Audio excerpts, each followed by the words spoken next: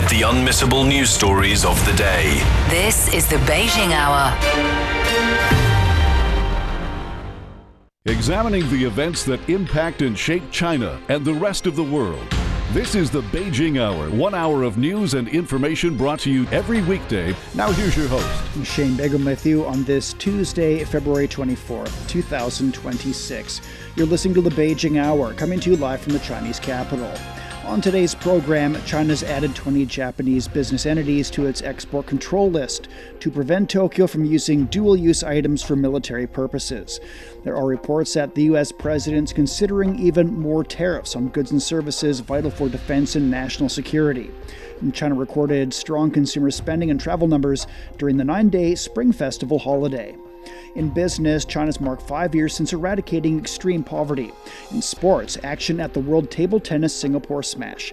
In culture and entertainment, China currently holds the top spot as the world's highest-grossing film market. Now checking the day's top stories.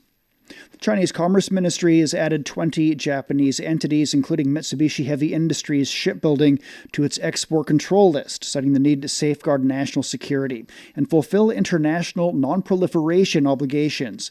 Chinese exporters are prohibited from supplying dual-use items to the listed entities. Overseas organizations and individuals are also barred from transferring or providing Chinese dual-use items to them.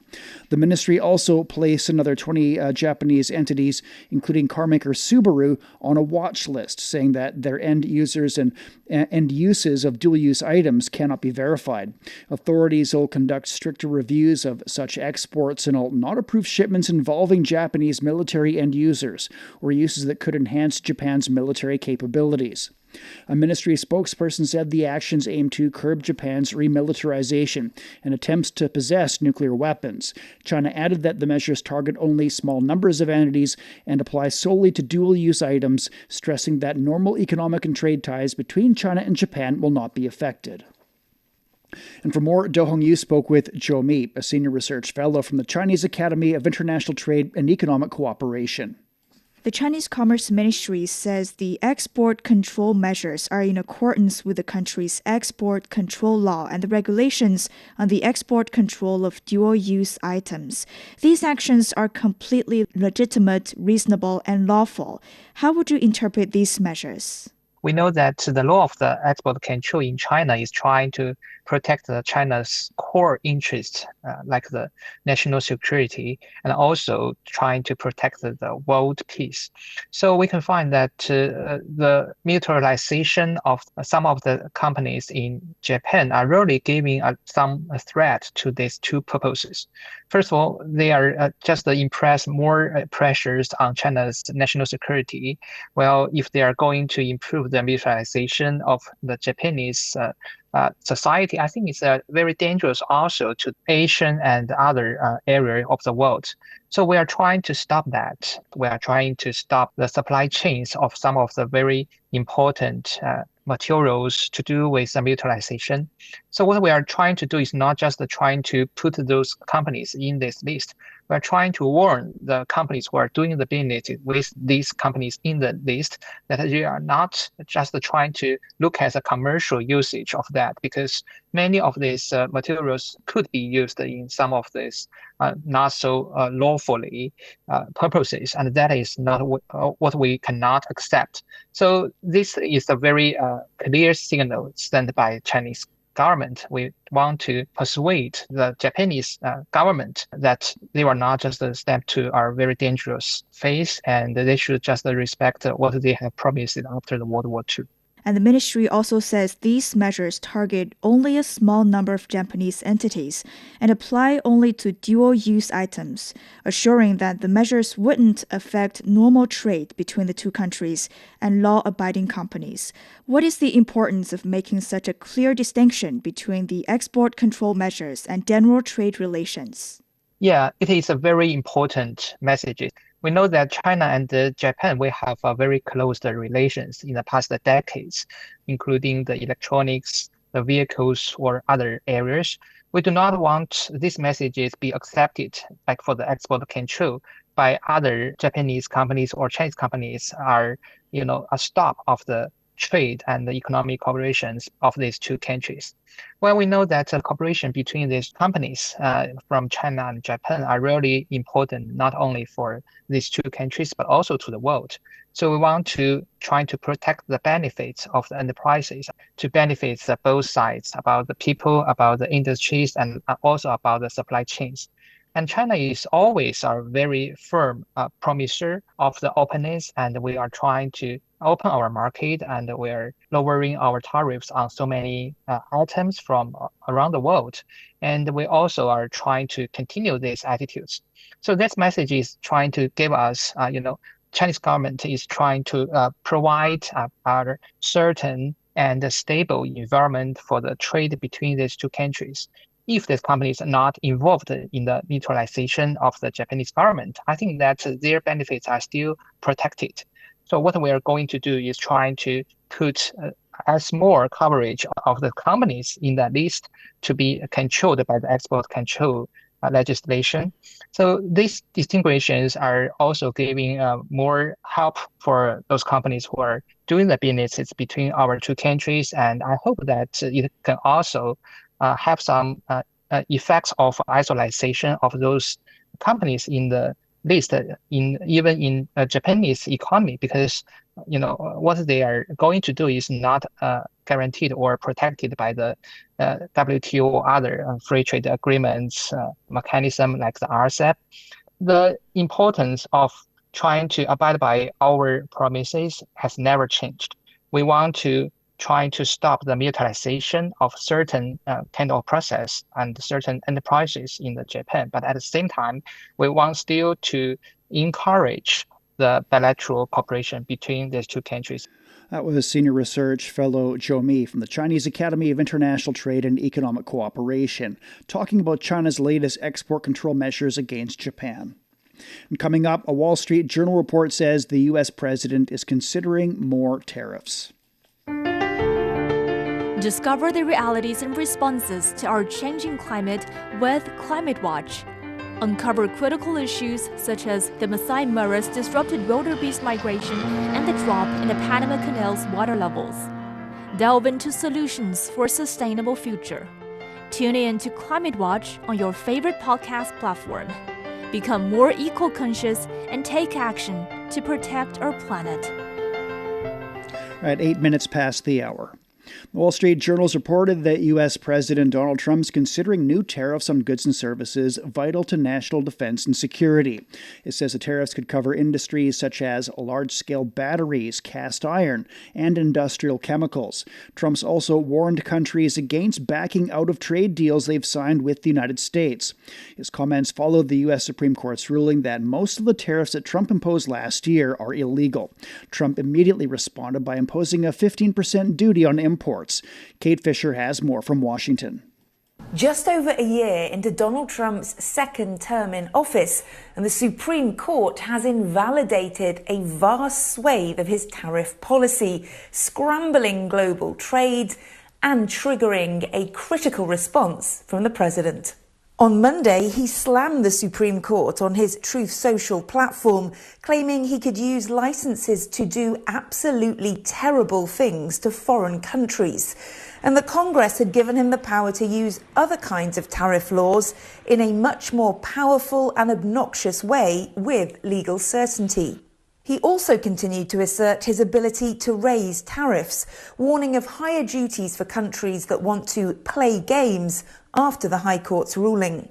But many countries still appear to be working out what the new tariff landscape means for them and the trade deals they've negotiated with the US.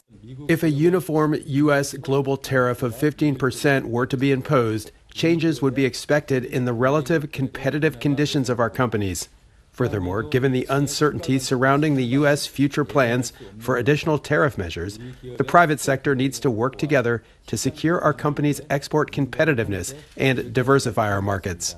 Full clarity on what these new developments mean for the EU-US trade relationship is the absolute minimum that is required in order for us as the EU to make a clear-eyed assessment and decide on next steps. In the meantime, the EU-US trade deal has been postponed a second time. The Supreme Court's decision has effectively stripped Washington of one of its most powerful tools when it comes to negotiating with America's trading partners. That was Kate Fisher in Washington. A trade policy watchdog Global Trade Alert says some countries will see a reduction in U.S. tariffs following the Supreme Court ruling and President Trump's new 15% levy on all imports. However, the report also shows increases in tariffs among U.S. allies such as the UK, the EU, and Japan. Logistics giant Federal Express has sued the U.S. government seeking a full refund of money it's paid for tariffs imposed last year by President Trump. The lawsuit appears to be the first filed by a major American company seeking a refund after Friday's Supreme Court decision. The U.S. government's reportedly collected up to $170 billion from those duties. Thousands of companies around the world have also filed lawsuits challenging Trump's tariffs and sought refunds on duties they've paid. The U.S. president has said the Supreme Court's ruling would trigger a protracted legal battle. Fighting between Russia and Ukraine has entered a fifth year, with peace remaining elusive. On Monday, EU foreign ministers meeting in Brussels failed to reach an agreement on a new set of sanctions against Russia after Hungary refused to support it. Russian strikes have also continued on the Ukrainian capital, while residents are enduring the harshest winter yet in this four-year conflict. William Denslow has more from Kyiv. More trepidation, more concerns about the immediacy of the realities they're facing. Yet another frigid day here in the Ukrainian capital. This winter has been the most brutal yet when it comes to both the temperatures as well as the attacks on the energy infrastructure, leaving thousands across the country without electricity, without heating, without hot water. When it comes to the Russian strikes, well, peace talks may be continuing, but so do these strikes. Overnight reports of more attacks in areas such as Odessa, such as in the Zaporizhia region. Over the weekend at 4 a.m. local time here in Kyiv, myself as well as many residents here woken up by that familiar sound of air alerts. Around 50 missiles were launched by Russia, according to officials, roughly 300 drones. The message we're hearing from Ukrainian officials is that more action is needed to persuade Russia to negotiate in these peace talks in good faith and to take them seriously. To do that, though, they need more pressure on the Kremlin. But, of course, with these reports that Hungary, is holding up both this 20th sanctions package as well as this potential loan worth over $100 billion, real concerns here in Kyiv and across the country as to whether the allies across Europe have the political will and ability to put that pressure on the Kremlin. That was William Denslow in Kyiv. Over in Russia, celebrations have taken place to mark Defender of the Fatherland Day in honor of those serving in the armed forces and military veterans. During a video speech, President Vladimir Putin said Russia's nuclear development remains an absolute priority for the country. Dasha Chernyshova has more from Moscow. Well, it is business as usual in the Russian capital. We can see the Russians celebrating the Day of the Defender of Fatherland, and obviously lots of references have been made so far from the Russian officials to the servicemen who are fighting in Ukraine, suggesting that this is a very important fight that is of value for all the Russians. We've also been hearing the Russian president, who is now meeting with the widows of the troops from the special services, and Dmitry Medvedev, Russia's former president, suggesting that the victory is important for Russia, but the cost of that victory is also very important. We've heard him suggesting that Russia is modernizing and Russia is number one in terms of the drone production, its troops that are fighting in this sphere. And also he was saying that there are no answers to the questions that Russia has been posing on the parameters of the demilitarization and the territories at the negotiations on the Ukrainian settlements. That's the reference to the ongoing negotiating process between the sides. Earlier, we've seen TASS report suggesting that the next round of negotiations may be taking place as early as by the end of this week. And indeed, there are expectations in Russia that the negotiations process will continue. However, if you ask people on the streets, they are quite pessimistic with regard to any short-term solution, suggesting that it will take time to negotiate on all of the issues. And at this stage, we are hearing the rhetoric within the Russian authorities He's suggesting that the European Union is trying to meddle into this whole process and to derail the attempts that have been made by the United States and Russia to find a negotiated peace to Ukraine. That was Dasha Chernyshova in Moscow. The chairman of the U.S. Joint Chiefs of Staff has reportedly warned the White House that attacking Iran carries major risks. According to reports, General Dan Kane said military strikes could lead to a prolonged conflict endangering U.S. troops. He cited other risks such as shortfalls in munitions and support from U.S. allies. But in a social media post, President Donald Trump downplayed the reports. He said the U.S. would easily defeat Iran in any conflict. Trump added it's a very bad day for Iran and its people if it fails to reach a nuclear deal. Meanwhile, U.S. aircraft carrier Gerald R. Ford, en route to the Middle East, has arrived off the Greek island of Crete, which hosts a NATO military base. Tensions over Iran have prompted the U.S. to pull out non-essential government personnel from its embassy in Beirut. The Iranian foreign minister says negotiators are still working on the elements of a deal with the U.S. Sayed Abbas Araghchi made the remarks during an interview with U.S. TV network CBS. We are still working on that, and we are trying to make it something which consists of elements which can accommodate both sides' concerns and interests. And we are working on those elements. And I believe that when we meet, probably this Thursday in Geneva again, we can work on those elements and prepare a good text and come to a fast deal. This is my understanding. I see it quite possible. Meantime, Iranian Deputy Foreign Minister Kazem Ghorabadi has spoken at the UN Conference on Disarmament, stressing that Tehran remains committed to diplomacy and dialogue to achieve de-escalation and sustainable security. He emphasized that Iran is fully prepared to defend its sovereignty, territorial integrity, and people. Iran's top army commanders warned of strategic attempts to weaken the country. He also said that Iran's armed forces will defend the nation's sovereignty and territorial integrity to the last breath. Prime Minister Benjamin Netanyahu has warned Iran that Israel will respond if attacked. Netanyahu says Israel's alliance with the U.S. has never been closer, with military forces capable of fighting on multiple fronts. He says Israel remains on high alert, calling for national unity in the face of what he described as potentially challenging days ahead. Mexican authorities have deployed an extra 2,500 soldiers in Jalisco, bringing the total to over 12,000. That comes after the capture and death of the country's most wanted cartel leader, El Mencho. Dozens of security personnel have died in retaliatory violence. The National Defense Ministry says 80% of weapons seized are from the United States. Frank Contreras has more from Mexico City. The details are now coming forward in what took place on Sunday in the western state of Jalisco, military operations to bring down the most powerful drug trafficking organization now in Mexico, the New Generation Jalisco cartel. Its leader was killed in the operation, along with more than 70 other people in other parts of the country. Gunmen belonging to the organization tried to unleash chaos throughout Mexico in at least 20 different states. They seized vehicles, lit them on fire in an attempt to block off major highways and roadways throughout the nation. Mexican officials were able to extinguish those fires overnight pretty quickly and get that under control. Security analysts tell CGTN they are concerned that more violence will ensue in the coming days as major battles take place, perhaps for control of this very important, very powerful, and very lucrative illegal drug trafficking organization, the New Generation Cartel of Jalisco. It was responsible for bringing tons of heroin, cocaine, methamphetamines, and fentanyl into the United States. The Mexican federal government and the president, Claudia Sheinbaum, sending a message to the nation now. Things are under control. Try to stay calm. Be careful.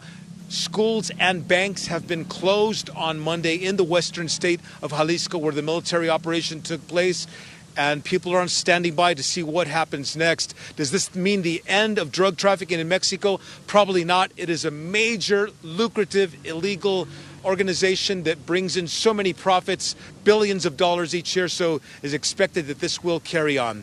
That was Frank Contreras reporting. British police have arrested former ambassador to the U.S., Peter Mendelsohn. He's suspected of misconduct in public office, accused of passing information to convicted sex offender Jeffrey Epstein while serving as a business secretary. Mendelsohn's denied all wrongdoing. His arrest follows last week's detention of former Prince Andrew. Mendelsohn has since been released on bail pending further investigation. And Ollie Barrett has more from London. Peter Mandelson being arrested at his home in London, with police issuing a short statement confirming, in their words, that a 72-year-old man's been arrested on suspicion of misconduct in public office.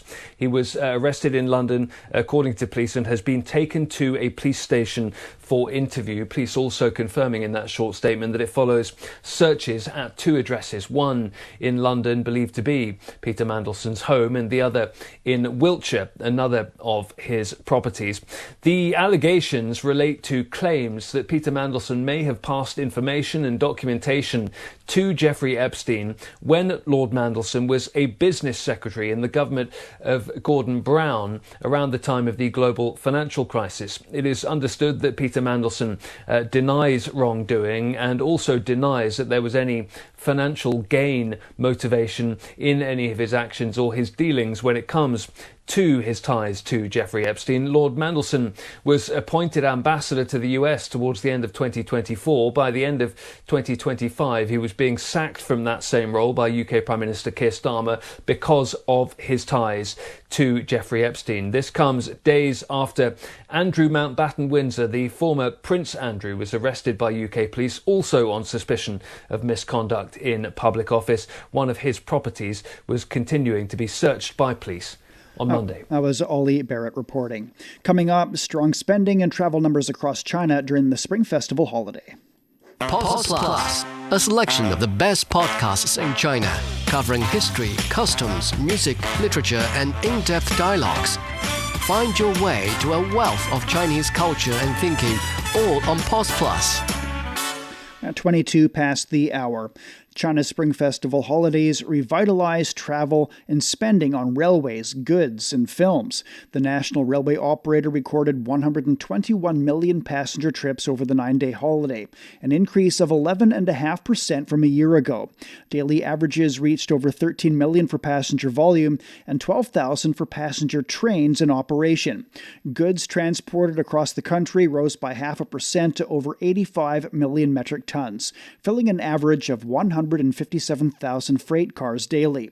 The China Film Administration says box office revenue exceeded 5.7 billion yuan, and that's roughly 829 million US dollars. China's 9-day Spring Festival holidays come to an end, but the spending surge continues. Yu Hongyu shows us how the holiday spending reflects a broader boom across the country.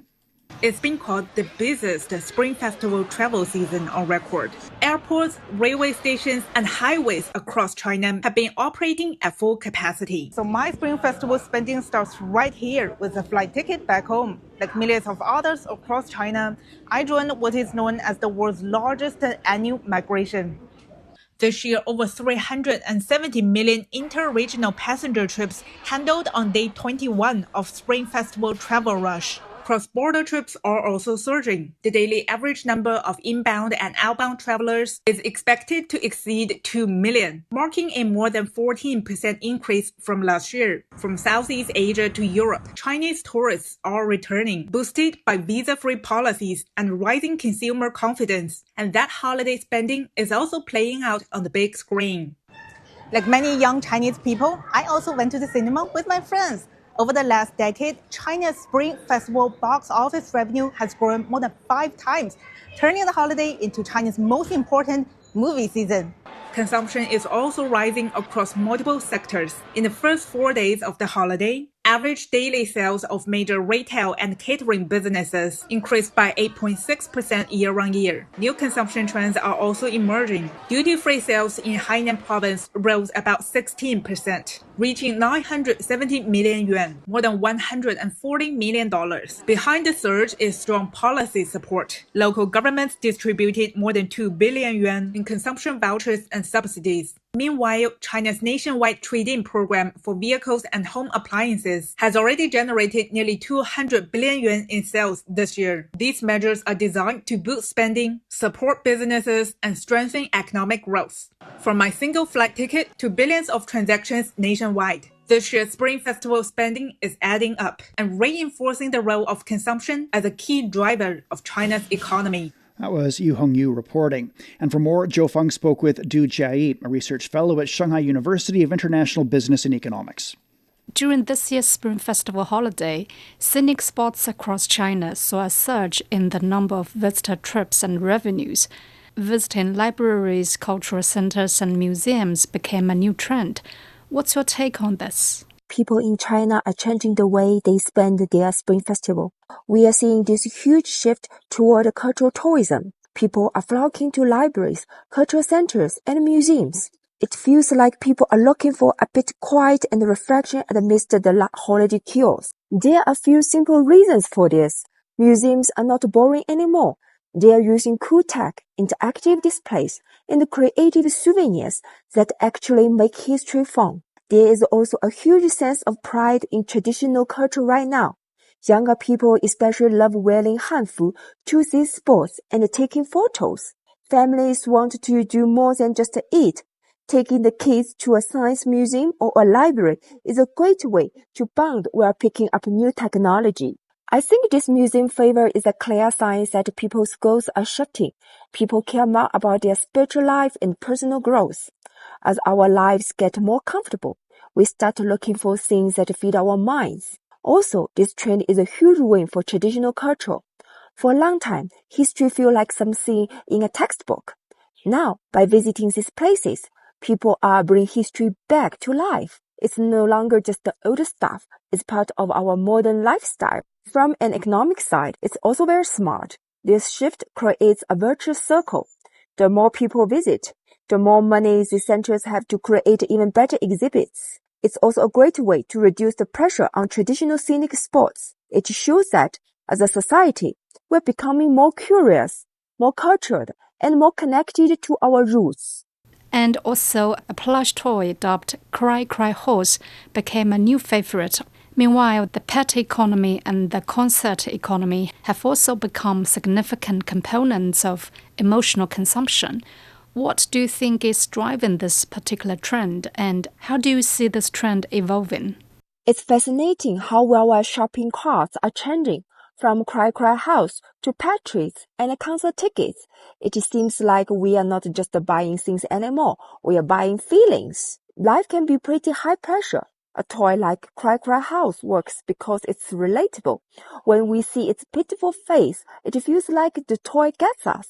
It's a small, affordable way to release stress and have a laugh. Whether it's a pet waiting for us at home or a stadium full of fans singing the same song, these experiences fight loneliness. We are willing to pay more for things that make us feel seen or connected to others. People are moving away from saving every penny for a house or a car. Instead, they want instant happiness. Buying a concert ticket or a fancy toy is a way of saying, I worked hard and I deserve to feel good right now. In the future, brands won't just sell one-size-fits-all products. They will focus on niche emotions. We might see products designed especially for Monday morning blues or post-breakup healing. We will likely see this move into the digital world. People might spend more on emotional support AI companions or virtual pets that can interact with them 24 hours, 7 days. The concert economy shows that we value memories over stuff. We expect more business to turn regular shopping into an experience. Even a simple pet shop might become a social club for pet owners. I think this trend is definitely going to grow because new consumers care so much about how they feel. For the younger generations, it's about the cool experiences and the joy it brings. In the future, I see more brands focusing on creating good vibes and emotional connections with their consumers. That was research fellow Du Jiayi on new trends during the Spring Festival holiday. At 29 past the hour, Beijing's cloudy overnight, down to +2. A light rainfall and 10 on Wednesday. Shanghai is getting some rain overnight and down to 7, then overcast and 12. It's time for a short break. So far this hour, China's added 20 Japanese business entities to its export control list. There are reports that the U.S. president's considering even more tariffs on goods and services vital for defense and national security. And China recorded strong consumer spending and travel numbers during the 9-day Spring Festival holiday. Shane Bigham with you. Stay with us here on the Beijing Hour. Shh, listen up. Can you hear the heartbeat of our world? It's vibrant and pulsating with the essence of life itself. From the stem of trees to the gurgle of rivers. From the silent strength of mountains to the icy whispers of glaciers. Even the solid ground beneath our feet. And right there, in the midst of all, beats the heart of humanity. What if those other heartbeats were to stop? Would ours keep on ticking? Ever wondered what's actually going on in Africa through the perspective of an African? How are things really going between China and Africa? What's the narrative of this relationship? Well, get a perspective with China-Africa Talk. Hear from African diplomats, entrepreneurs, academics, Chinese natives, and more. Get on our wavelength every week to find out what's real with China-Africa Talk. Find us on your favorite podcast. We'll see you there. Examining the events that impact and shape China and the rest of the world. This is the Beijing Hour, 1 hour of news and information brought to you every weekday. Now here's your host. Shane Bigham with you on this Tuesday. Still to come. In business, China's marked 5 years since eradicating extreme poverty. In sports, action at the World Table Tennis Singapore Smash. In culture and entertainment, China currently holds the top spot as the world's highest-grossing film market. To contact us, you can email radio@cgtn.com or follow our X account @CGTNradio. Now checking the day's headlines, here's Do Hongyu. Thank you, Shane. China has expressed hope that German Chancellor Friedrich Merz's upcoming visit will be a chance to strengthen the two countries' comprehensive strategic partnership. The Foreign Ministry says President Xi Jinping and Premier Li Qiang will hold separate meetings with Merz, who will be in China on Wednesday and Thursday. Meanwhile, China's Commerce Ministry says Merz's visit will focus on deepening the already robust economic ties between the two nations. Merz will be accompanied by a high-level delegation of around 30 CEOs from leading German companies in sectors like automotive, chemicals, and biotech. China hopes that the two sides can expand cooperation into emerging fields like clean energy, AI, and industrial digitalization. China has announced export control measures against 20 Japanese entities involved in boosting Japan's military capabilities.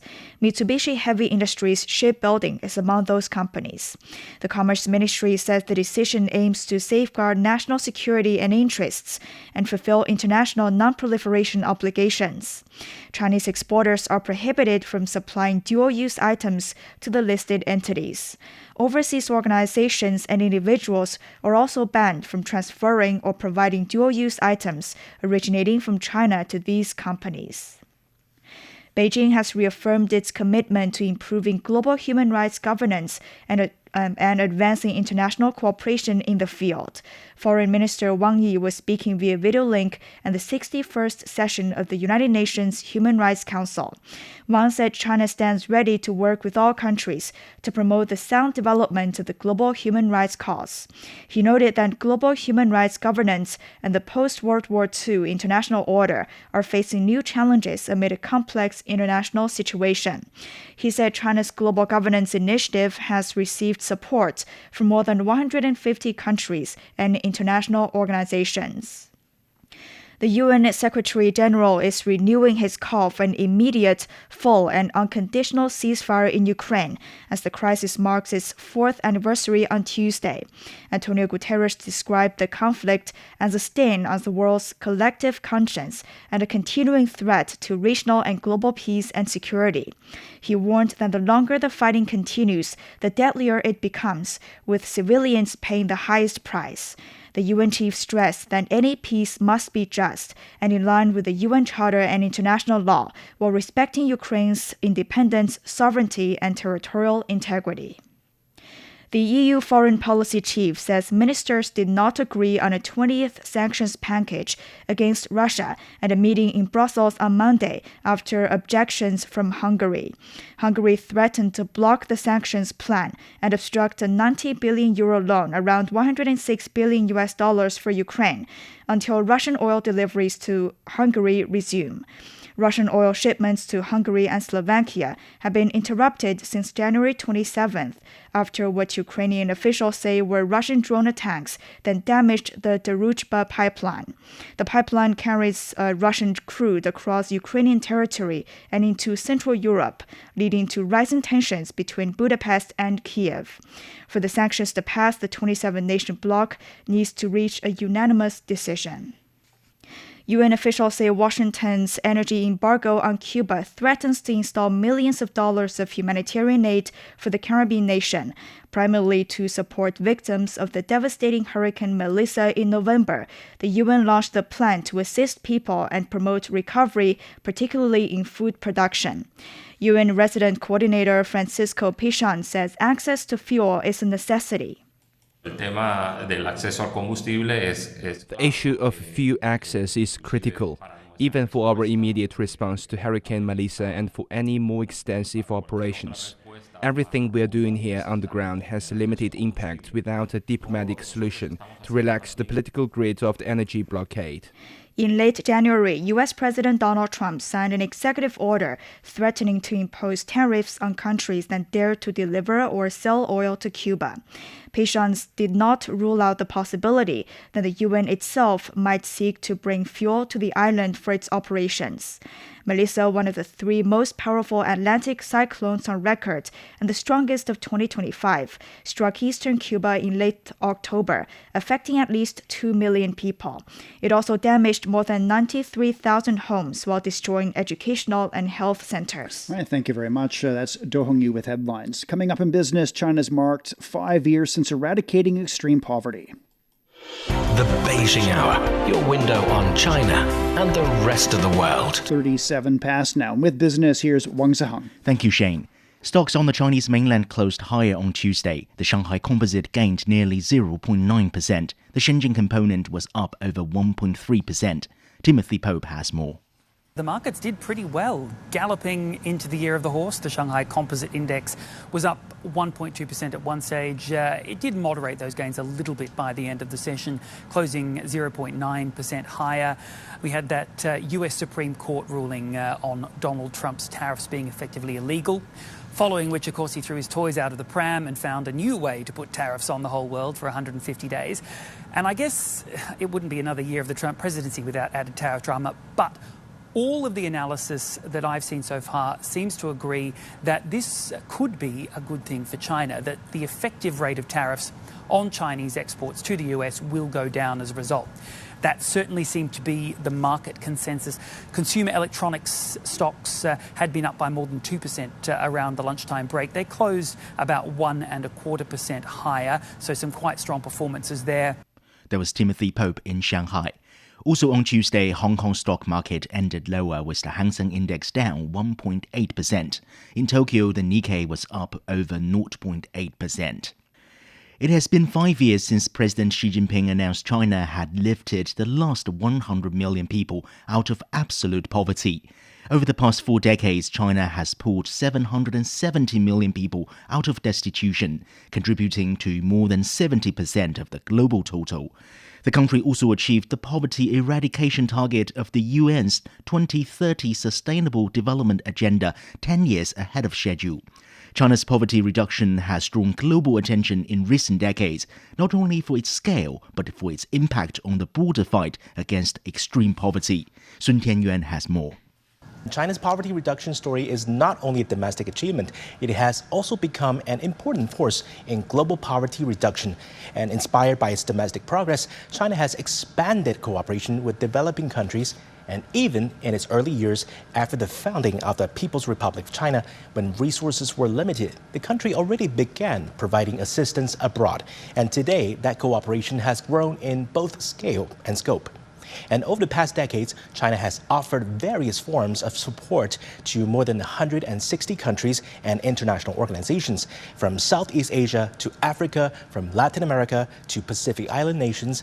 Projects have included building schools and hospitals, improving infrastructure, and supporting agriculture. And many of these efforts focus on basic public services and livelihoods. And South-South cooperation has become an important pillar of China's international development approach.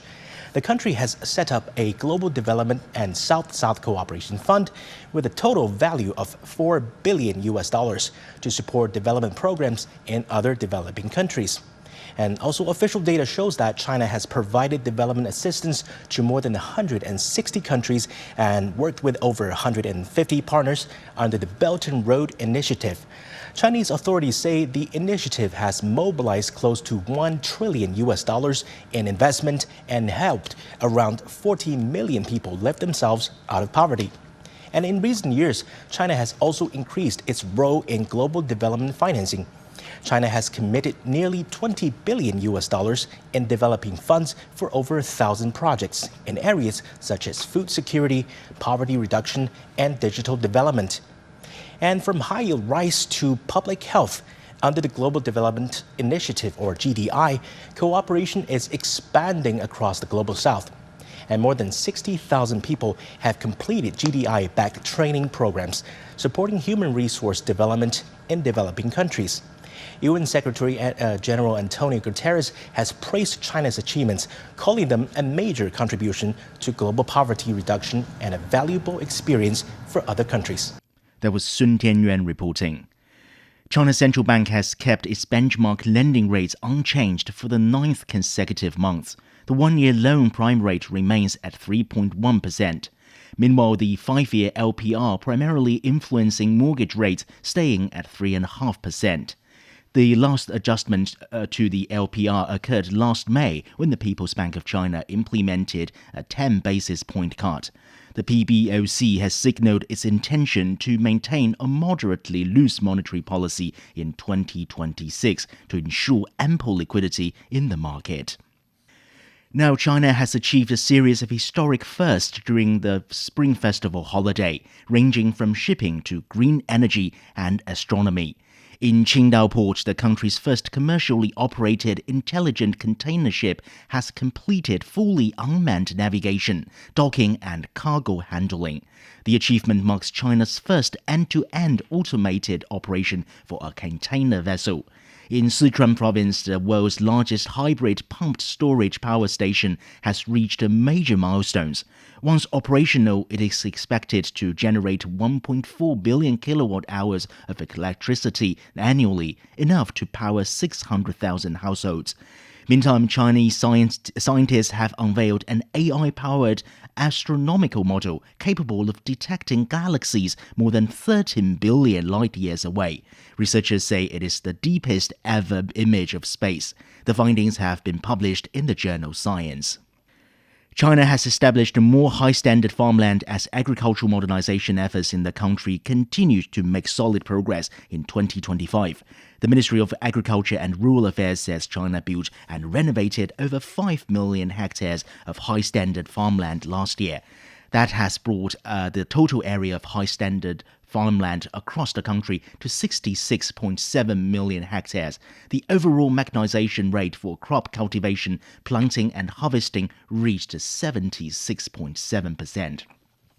Now turning to Europe, Hungary is enduring its coldest winter in a decade. The snow is proven to be a delight, especially for baby polar bears at one Hungarian zoo.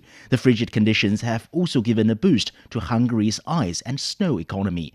Pablo Gutierrez reports. At the Nyíregyháza Zoo in eastern Hungary, two polar bear cubs, Yorick and Utek, are discovering winter for the first time. The cubs were born 13 months ago, and this winter they are learning what snow feels like under their paws. They behave like kids, and the lot of visitors checking their behavior, and every day we can offer special new things for them because the environmental arrangement in our zoo is really important. Yorek and Utek have been growing up in the public spotlight. Nearly 60 million people around the world have watched them online, from their first steps to their first swim. For many fans, seeing them play in the snow feels like another milestone. But as we found out, there's something they may like almost as much as snow: toys. Keepers here at the zoo every morning throw a variety of toys at the enclosure where Yorek and Utek, they're waiting to play. This keeps them stimulated. This winter has seen something that has not happened in almost a decade. The picturesque Lake Balaton in western Hungary has frozen solid. And for Peter Klinda, who usually teaches windsurfing on these shores, it has turned the lake into something entirely different. Now he's teaching visitors ice surfing. With ice surfing, you don't need strong wind like you do with windsurfing because there's almost no resistance on the surface. Lake Balaton has not frozen like this since 2017, and the tourism board says that's been good for local businesses. People are ice skating, they're playing hockey, they're taking pictures. This winter has done for Lake Balaton what no ad campaign could ever do. It has brought tourism back. Sometimes I see in Facebook groups that people are strangers talking, meeting up here just to skate with each other, so that's nice to see too, I think. And so in Hungary's harshest winter in recent memory, people for a little while are forgetting the challenges of snow-covered roads and finding warmth in each other. That was Pablo Gutierrez reporting on Hungary's ice and snow economy. All right, thank you very much. That's Wang Ziheng with Business. You're listening to the Beijing Hour. Coming up in sports, action at the World Table Tennis Singapore Smash. Sideline Story brings you all things sports related. The hottest topics, latest events, juiciest stories, all with a very personal take. Subscribe to Sideline Story Podcast for heated sports discussions covering events that are happening in China and around the world. 47 past now and turning to sports. Here's Yang Wang. Thank you, Shane. We start with the World Table Tennis Singapore Smash. Chinese players dominated Monday's second day of main draw action. World number 1 Sun Yingsha opened her campaign with a 3-1 victory over Orawan Paranan in the women's singles first round. The two had only met once before, with Sun prevailing at Hangzhou Asian Games. She played much better here compared to when we met at the Hangzhou Asian Games. I think there were a lot of rallies in this match, especially on counterattacks and transitioning between offense and defense. Although this was my opening match, I felt pretty good about the overall rhythm and my adaptation to the venue. I've been competing here for 3 years now, so I felt comfortable right from the start. Sun will next face Elisabetta Samara. In other action, Kuai Man delivered a dominant performance, defeating Annette Kaufmann 3-0 to book her place in the second round. On the men's side, Chen Yuanyu knocked out Darko Jokic in 5 games. The entire match was tough and exciting. I think both of us played very well, and we were at a similar level. Our last team won last year, so I came into this match with a better mindset. I just went out to play freely and give it my all. Chen will next take on Milos Radzimski, while Huang Youzheng and Xiang Peng also advanced. We turn to tennis. At the Dubai Championships, Chinese player Zhang Zhizhen suffered a straight set defeat to top seed Felix Auger-Aliassime of Canada in the first round. Zhang has endured a difficult start to the season, including another opening round exit at the Australian Open. The 29-year-old did capture a challenger title in Brisbane, but he was unable to overcome the world number 8 in Dubai. Auger-Aliassime reached the Dubai final last year, and he recently lifted the trophy in Montpellier and finished runner-up in Rotterdam. Gu Weilin has become the most decorated freestyle skier in Olympic history after winning the women's halfpipe at the Milano Cortina Winter Olympics. Gu spoke with reporter Zhu Mandan about overcoming mental health challenges after Beijing 2022 and about the importance of embracing vulnerability.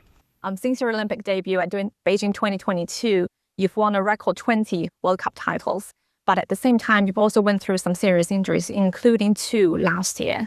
So my question is, what have you learned about yourself and during that period and from these games?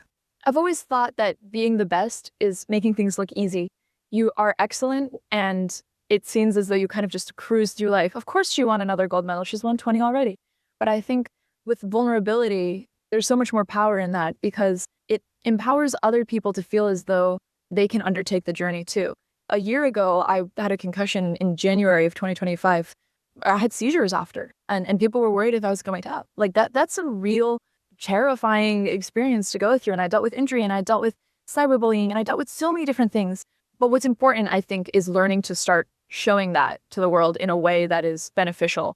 Everything that I have, I fought tooth and nail to get. Every contest is close. People are like, oh, the contest wasn't close. I have to still perform every time, and it's not an easy thing to do.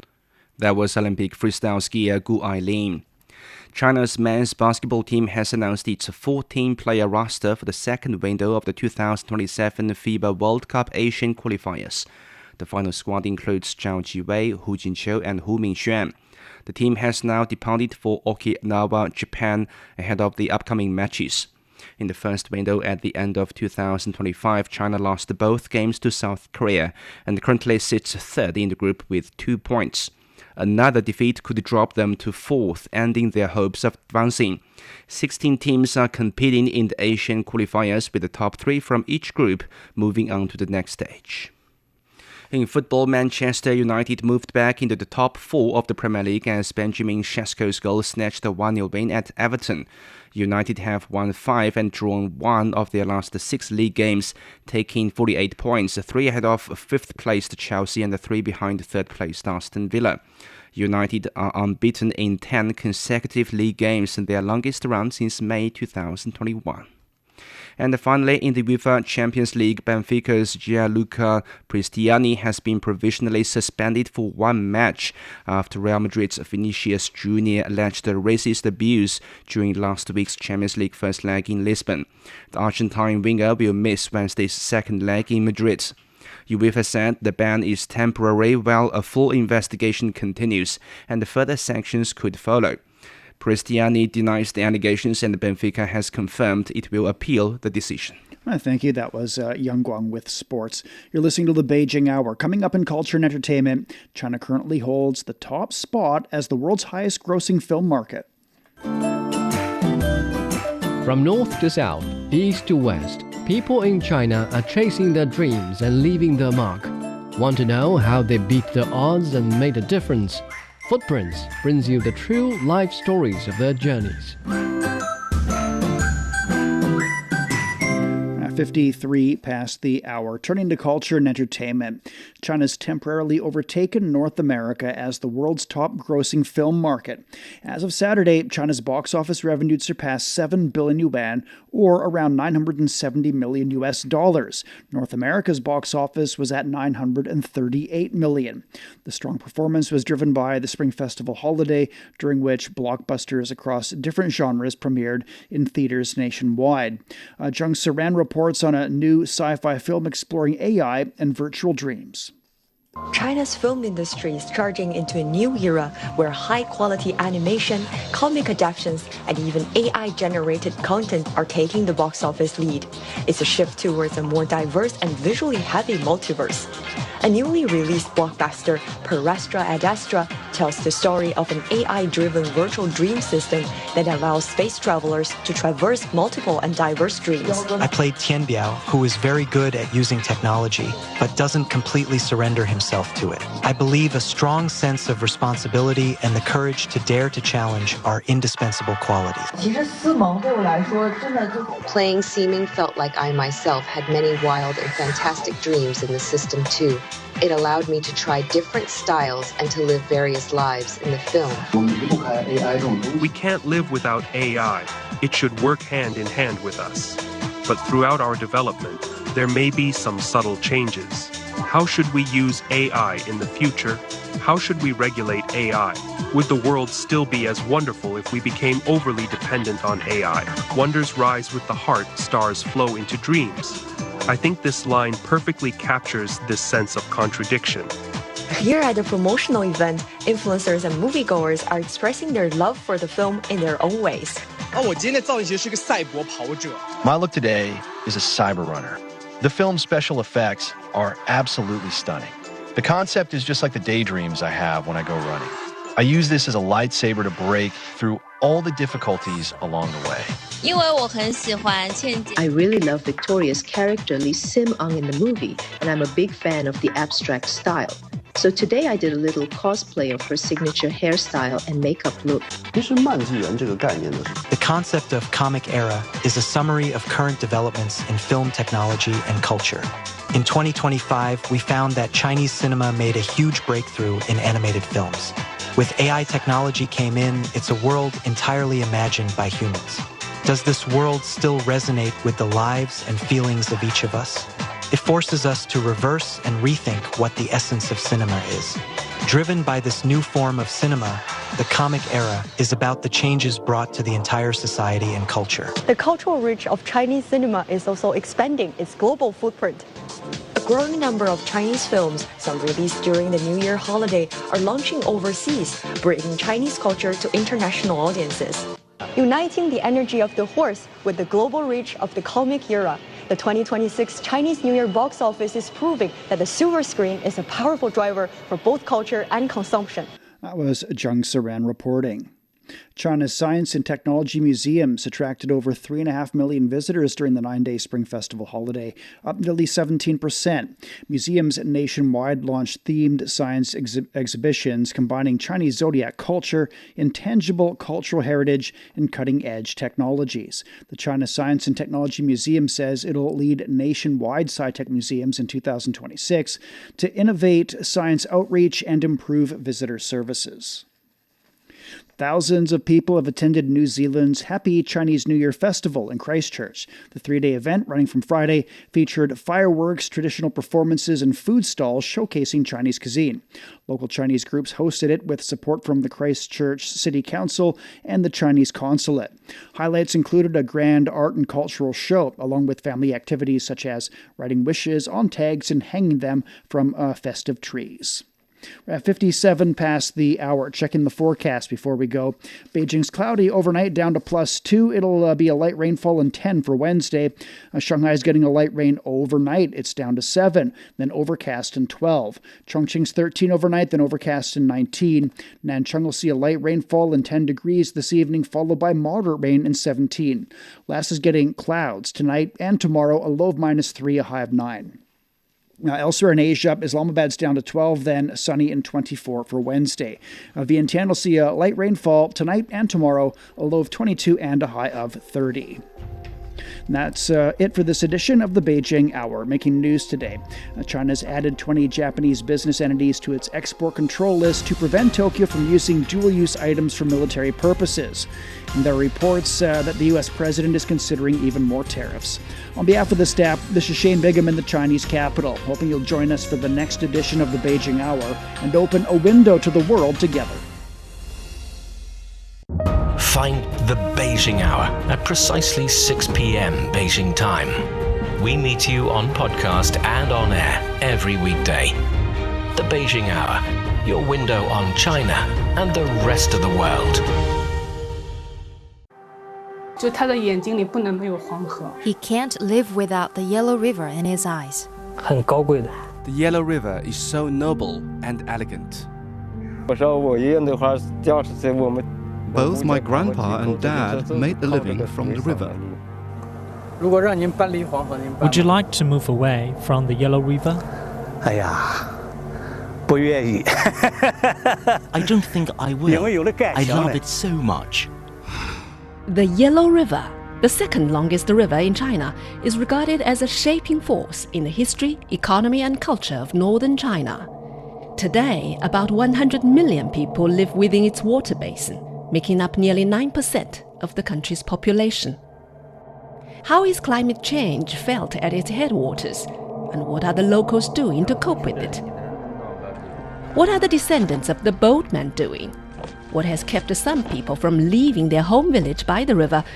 And what has drawn others back? Could the fading fishing community revive in a time of digital transformation?